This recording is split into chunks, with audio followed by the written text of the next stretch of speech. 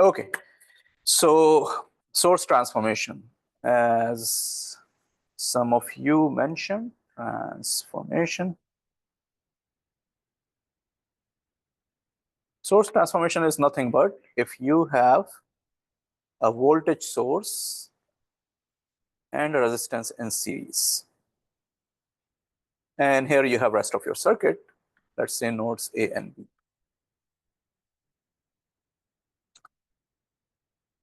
This can be changed into a current source and a resistance, same resistance in parallel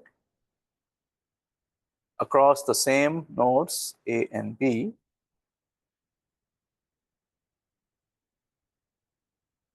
where the value of Is can be calculated as simply using Ohm's law, Vs over R.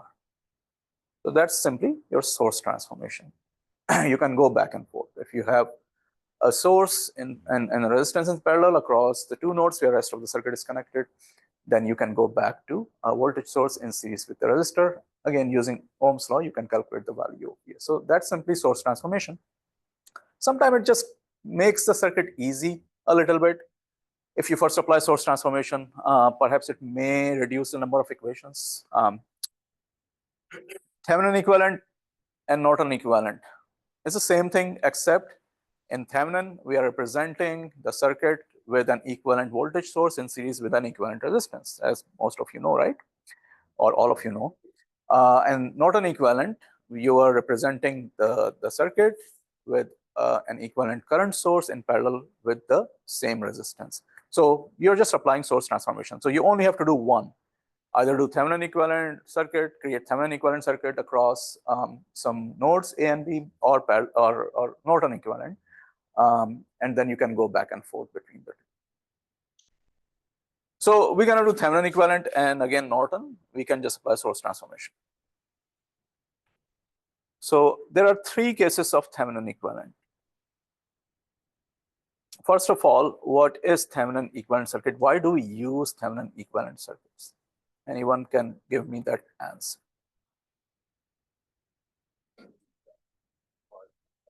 Okay.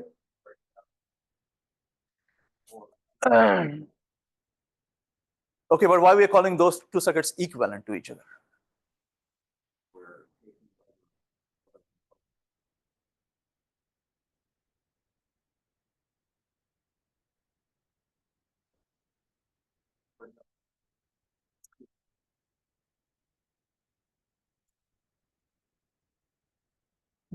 That's not why they're equivalent though. But because remember, those circuits, they look pretty different to each other, right? If I give you a huge circuit and ask you, hey, you have the load connected across these nodes, calculate the Thevenin equivalent across the load, then you're gonna take that huge circuit and reduce it to one source and one resistance, let's say Thevenin connected in series.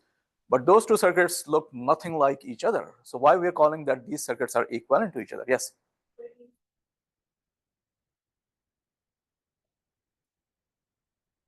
No, I'm not saying that what is the process. I'm saying why the two circuits are equivalent. Yes.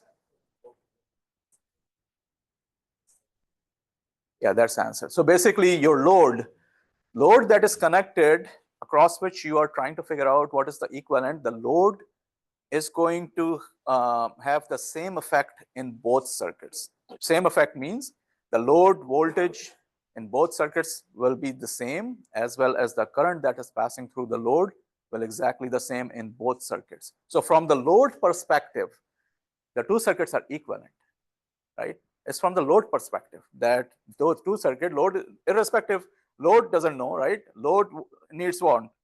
Load needs a voltage across it, a current, or in general, load needs to drop a power or draw a power. As long as load is drawing the same power from two circuits, irrespective, load doesn't care what type of circuit is there. It needs 12 watt. It is getting 12 watt from both circuits, right? So from load perspective, the two circuits appear to be equivalent. So it's Thevenin equivalent circuit are basically, will you look from the perspective of the load or the nodes where you are creating the Thevenin equivalent circuit. So that's why the two circuits are equivalent. We're not calling them equal because they're not equal, but they're equivalent for the load The circuit appear to be very different from each other, of course, but from the load perspective, the effect is the same for the load. So there are three cases of Thevenin equivalent circuit. One case everyone has done, that is when you do not have any dependent source. Then how to create the Thevenin equivalent across the load. So if let's say case number one. So this case is always used when you have no dependent source.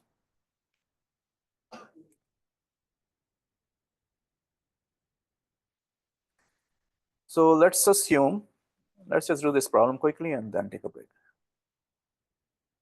Let's assume that you have a circuit without any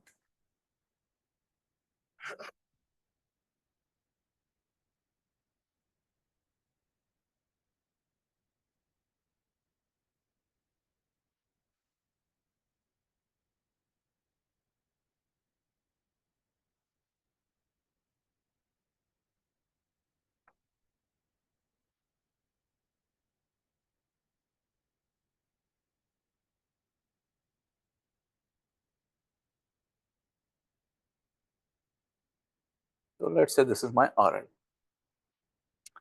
A, B are my nodes.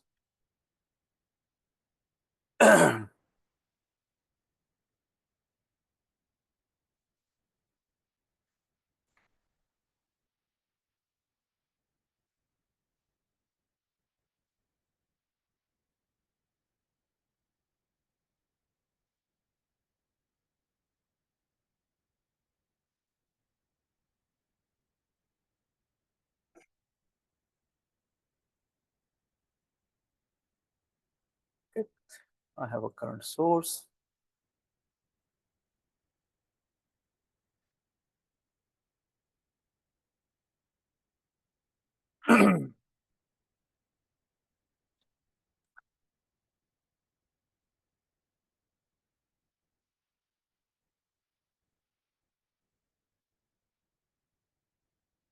Let's say 100 milliamp.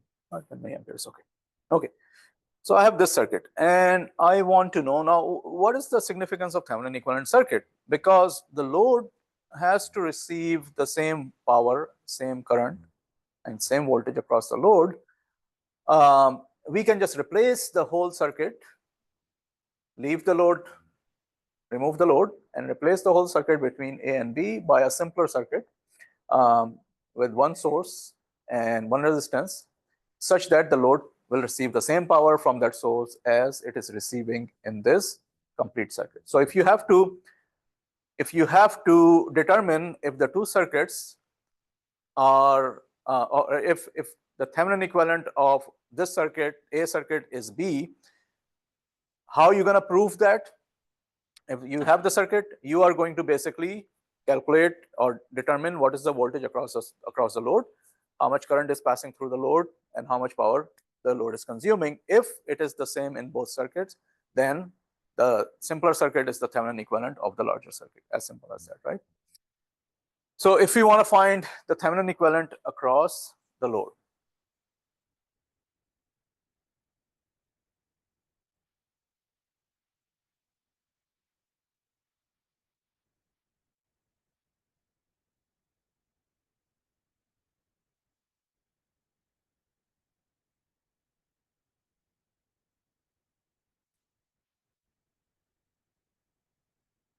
the Thevenin equivalent circuit means you need to know two things. What do you need to know? You need to know the Thevenin voltage and you need to know the Thevenin resistance, and they will be connected in series across the load. What is the first thing that you do when you're trying to figure out the Thevenin equivalent circuit of, let's say, a circuit like this? You remove the load. You open circuit the nodes across which you are trying to find Thevenin equivalent. So we're going to go ahead and remove the load.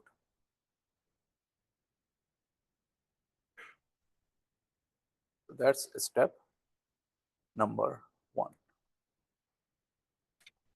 I think I should take a break. Let me do this and take a break, otherwise it's going to get late. Okay.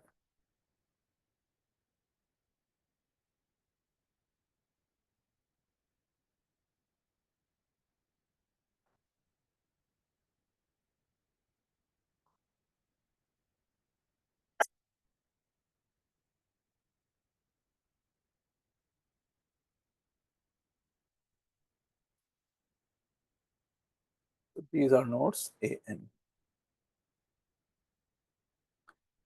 R1, R2, R3, R4, R5, VS1, IS, and VS2. Okay. All right, let's go ahead and take a break and then finish this thing after the break and then continue with the other two methods as well. Okay, so let's go ahead. We need to know two things. Of course, for Thevenin equivalent, we need to know what is the Thevenin voltage or open circuit voltage between the nodes A, B. So we need to know the open circuit voltage, which will be the Thevenin voltage. And we need to know what will be the total resistance looking into the open nodes, looking into the open node. So from that side. Now, if you do not have any dependent source, it makes things very easy. To get the Thevenin resistance, that is the resistance that you can calculate looking into nodes A and B. That Thevenin resistance can easily be calculated using what? Who's going to tell me? How do you calculate that? Yes.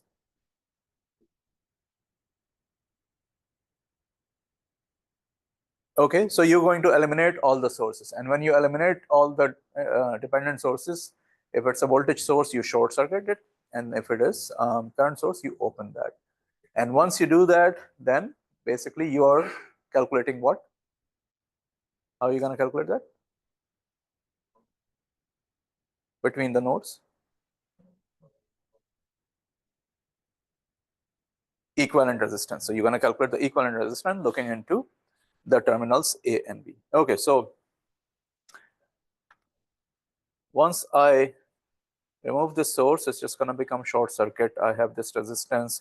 This is going to become open circuit. So this branch is going to become open. No need to show this R2.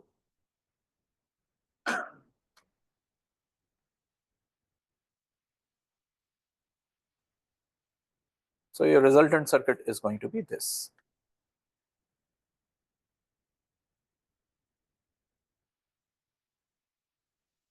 So this is my R1, R2, R4, and 5. R3, sorry, R2 is eliminated. R3, R4, and R.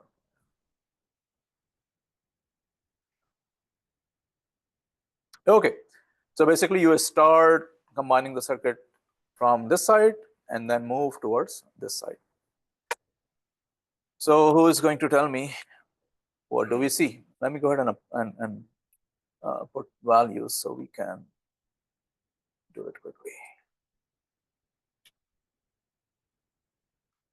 Okay, so VS1 is 20, IS is 10 milli, VS2 is 10, R1 is 10, R2 is 33, R3 is 47, R4 is 51, and R5 is 85. Okay. All right, I'm gonna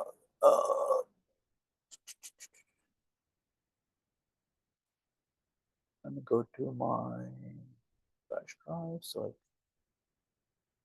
go to my MATLAB folder. Okay, so I can use my parallel function. Okay, guys. So now, what will be our Thevenin? What will be the combination of resistors to calculate our Thevenin? Who's gonna tell me?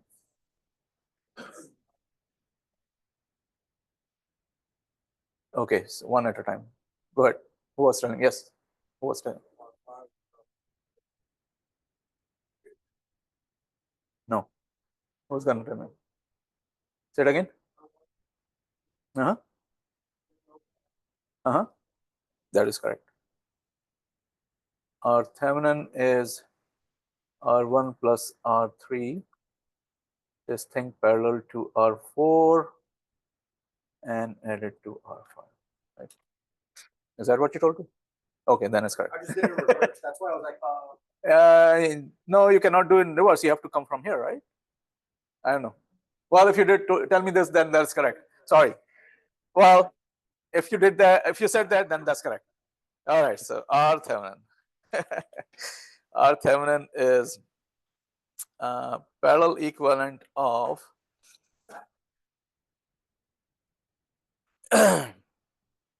R1 plus R3, R1 plus R3 and R4. I don't need a parenthesis here. Plus R4, and this is added into R5. 111.92.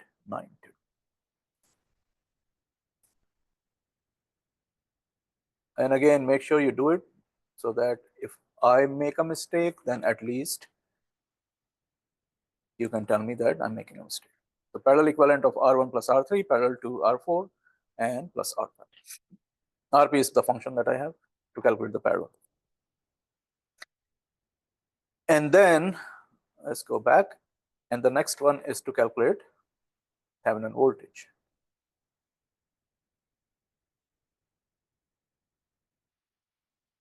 That's step number 2. You can, you can interchange the step number 1 and step number 2. It doesn't really matter. Actually, the step number 2 is going to be to calculate Thevenin resistance. Step number 2, calculate R Thevenin. And then step number 3 will be calculate Thevenin voltage.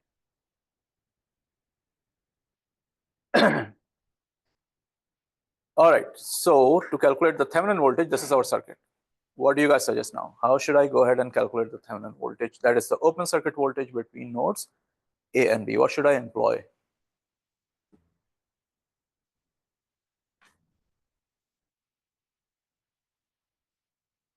So again, decide what is open circuit voltage first.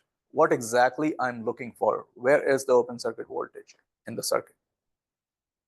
What I'm trying to find in the circuit? Who's going to tell me? Say it again. I don't think I can hear you properly. Parallel to VS2. So, all right. So you're saying VOC is where? No, but what we are trying to find out to get VOC, what voltage we have to find in this circuit so that I know VOC.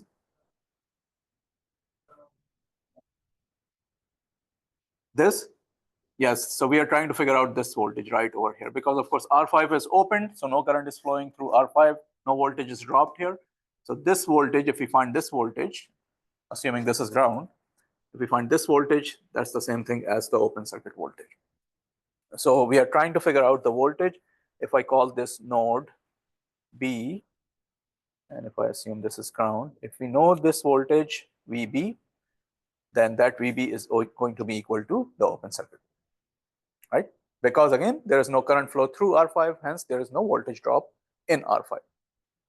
So you can kind of eliminate that. All right, so now who is going to tell me what is the easier way to find VB?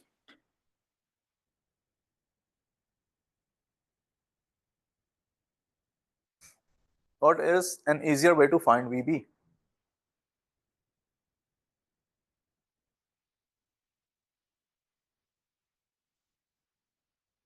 Say it again. You can tell me. It's nodal, it is mesh, whatever you want. You can tell me. That's what I'm asking. How you're gonna apply whatever method that will result in an easier process to find. I would say nodal as well. Well, you can. So if you apply mesh analysis, then you have to apply super mesh, right? But remember, mesh analysis is going to give you current, and then you will need one more step to find voltage. Now, if you apply nodal analysis, then nodal analysis is going to give you voltage, node voltage, and you can calculate node voltage directly from the 2 linear equations that you're going to get.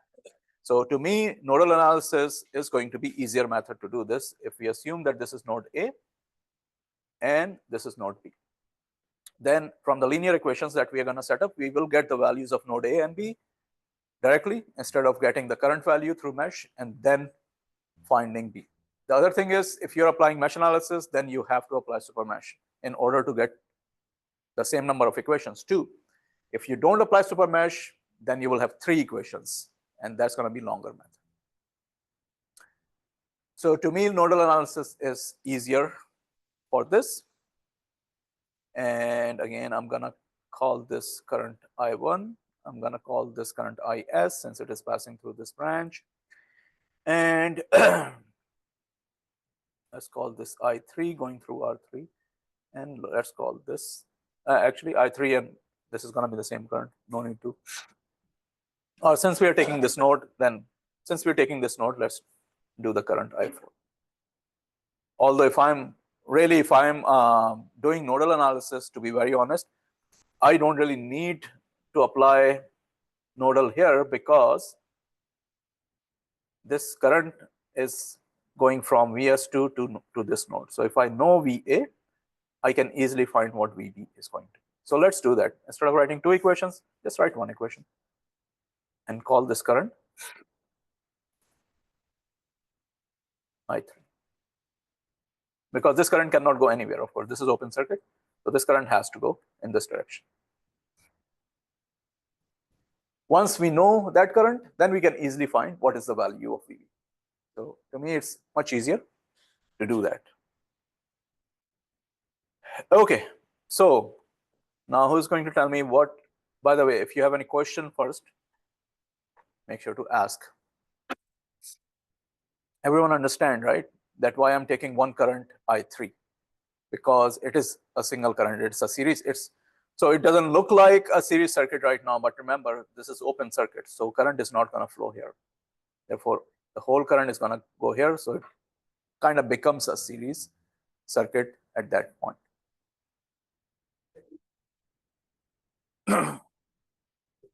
Okay, so what will be the KCL equation at node A? So we are only trying to figure out what is voltage node A, and then once we know that, we can figure out what is the voltage at node B.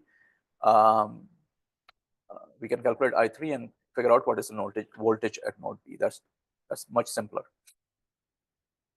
What is the KCL equation at node A? No, KCL equation, KCL.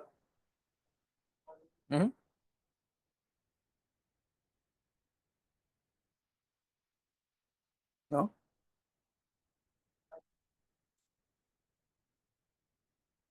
Say it again, I1? Equal. No. I1 plus IS is equal to I3. Both are going towards node A, right? I1 is going towards node A and IS is going towards node A. I1 plus IS is equal to I3.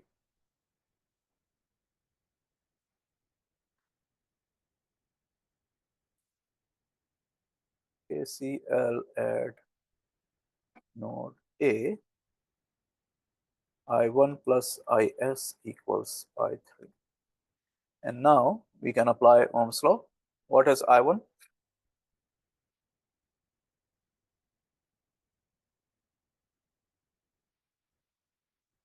Okay, VS1 minus V over R1, and we know IS already. And what is I3? Say it again. Okay, so don't worry about VB right now because we are just using this current going in this line. Right, VA minus VS2 over R3 plus R4. So this is going to be V1, is that V1 or VS1? VS1.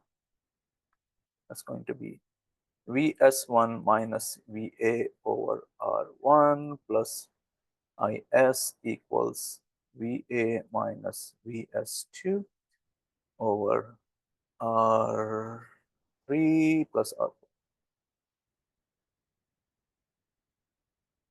Right? R3 plus R4. R3 plus R4. Okay. So VA is unknown. Let's go ahead and put VA on one side. And I'm going to take this VA on this side of the equation. So it's going to be 1 over R1 plus 1 over R3 plus R4. And then I'm going to bring this Vs2 on this side. Vs1 over R1 plus Vs2 over R3 plus R4 plus Is. So let's solve for VA.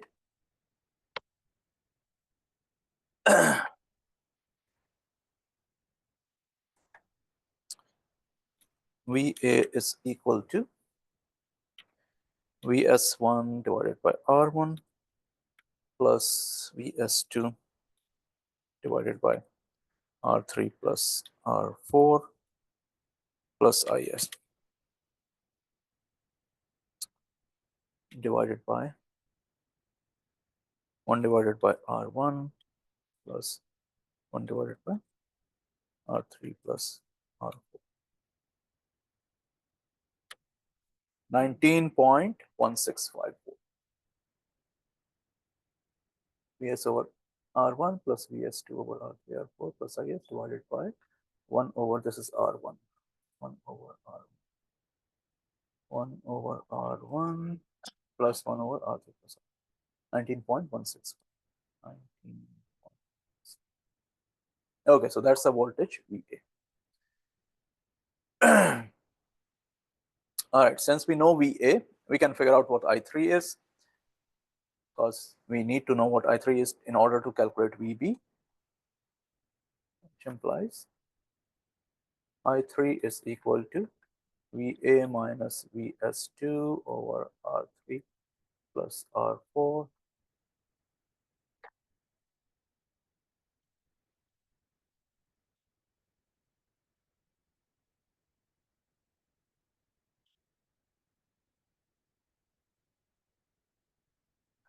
0.0935, so 93.5 milliampere. 93.5 milliampere.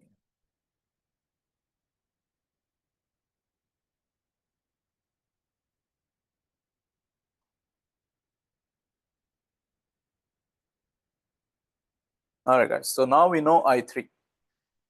So who's going to tell me how I'm going to figure out the value of VB, which is equal to the open circuit voltage?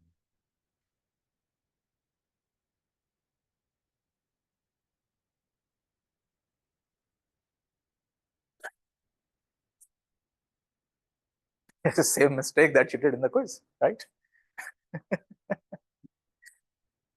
Look at the direction of I3 plus, exactly. Vs2 plus I3 and no, sorry, yeah, you're right, because in the quiz the direction was opposite. So this is going to be minus because the top voltage is going to be higher than the lower voltage. So Vs2, no, actually the top voltage is higher. So if you're going towards VB, it's going to be higher. Sorry, yeah. So it's going to be plus. The current is flowing from top to bottom. That means the top voltage is higher than the bottom voltage. So Vs2 plus I3 R4. It's not going to be minus, it's going to be plus. So VB is Vs2 plus I3 R4 is equal to V open circuit, which is equal to V.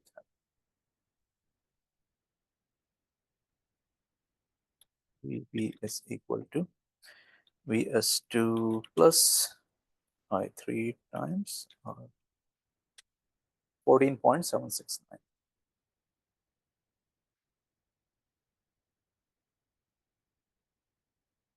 That's your Thevenin voltage. And this is your Thevenin resistance. So the equivalent circuit, Thevenin equivalent circuit.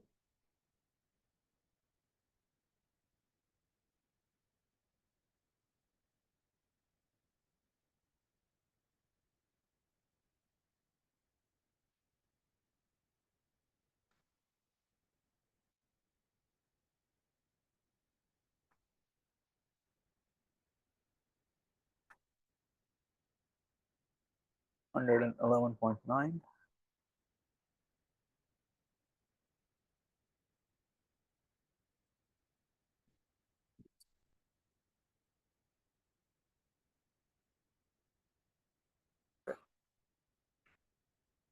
volt, not ohms.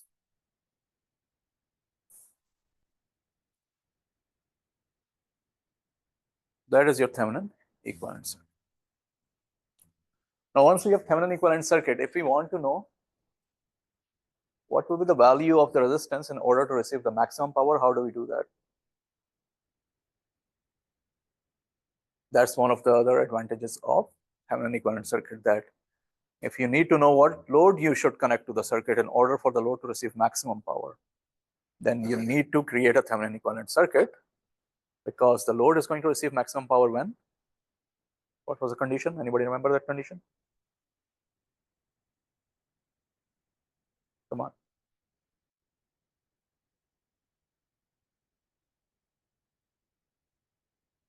I'm sure you discussed that in the basic circuit class. The maximum power theorem.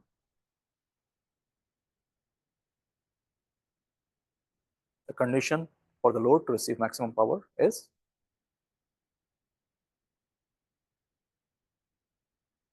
the value of that load must be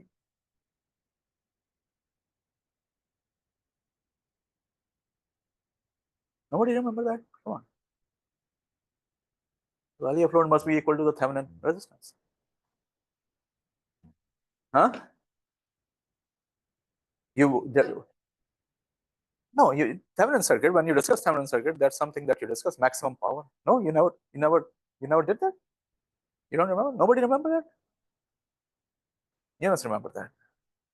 Yeah.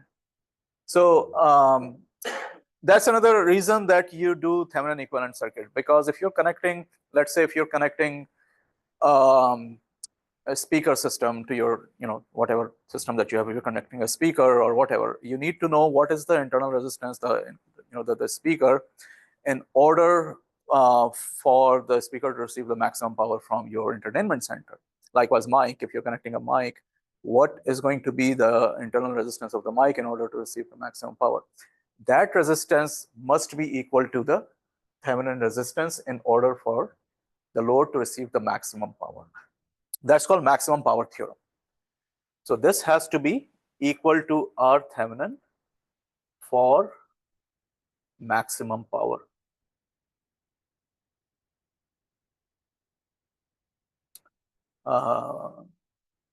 For maximum power receive, whatever you want to call it. And how much that power is going to be?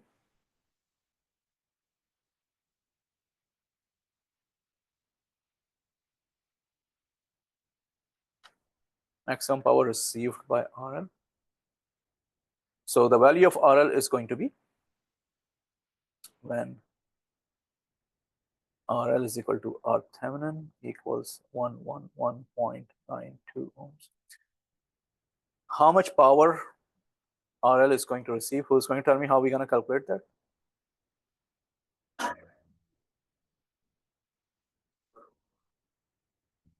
Okay, so what V square? Is that Thevenin voltage across RL? No, right? So no. Now you're going to calculate the maximum power that your load is going to receive.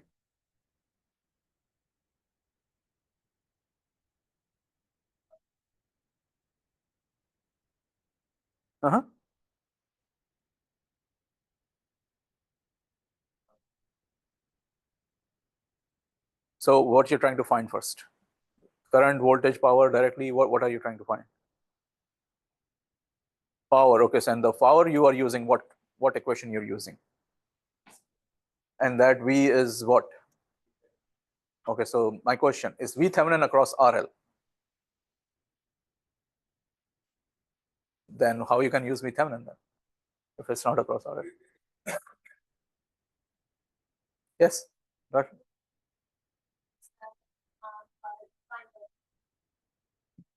you can, yeah. So how are you going to find the current?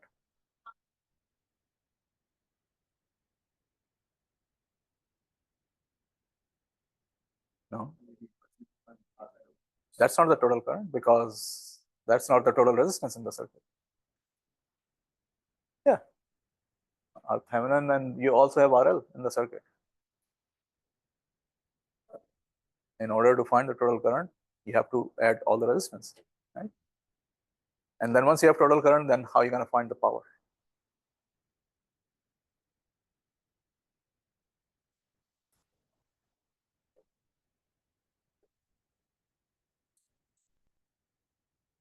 Current is square time resistance, yes. Yeah. All right.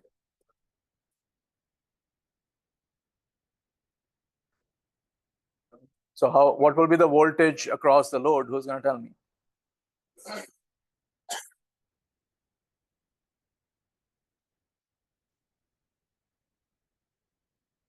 Exactly, it's half of the Thevenin voltage because both the resistors are equal, right? So half of the voltage will be dropped across our Thevenin, half of the voltage will be dropped across our load because the value of both resistors are the same. So it's half of the voltage across each resistor in the circuit. And you take that half of the voltage, then square it, then divided by RL or R Thevenin.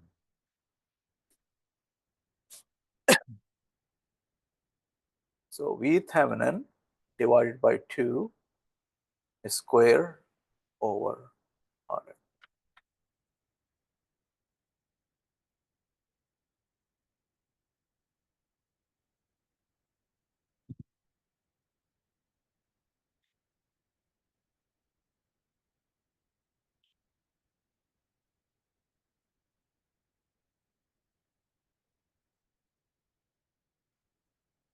$487.3 milliwatt.